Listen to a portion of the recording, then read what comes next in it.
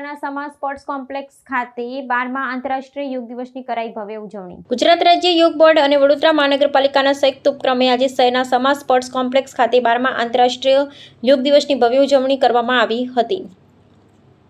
વહેલી સવારે આયોજિત આ કાર્યક્રમમાં શારીરિક અને માનસિક સ્વાસ્થ્ય પ્રત્યે જાગૃતિ દર્શાવતા હજારોની સંખ્યામાં નગરજનો એક સાથે કોમન યોગ પ્રોટોકોલ મુજબ સૂર્ય નમસ્કાર અને વિવિધ યોગાસનો કર્યા હતા। આ સામૂહિક યોગાભ્યાસ થકી વડોદરાવાસીઓએ સ્વસ્થ ભારત સશક્ત ભારતનો સકારાત્મક સંદેશ વહેતો કર્યો હતો। આ વિશેષ સમારોહમાં રાજ્યના કેબિનેટ મંત્રી જીતુભાઈ વાઘાણી અને વિધાનસભા મુખ્ય દંડક બાળકૃષ્ણભાઈ શુક્લ વિશે અતિથિ તરીકે ઉપસ્થિત રહ્યા હતા।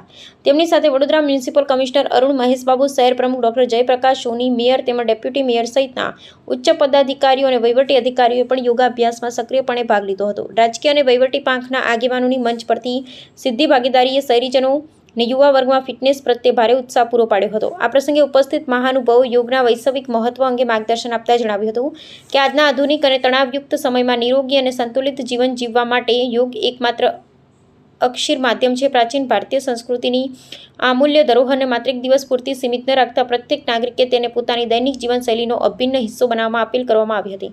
શિસ્તબદ્ધ રીતે યોજાયેલા સામૂહિક યોગાભ્યાસથી સમગ્ર સ્પોર્ટ્સ કોમ્પ્લેક્સ પરિસર યોગમય અને સકારાત્મક ઉર્જાથી તરબતર બની ગયું હતું।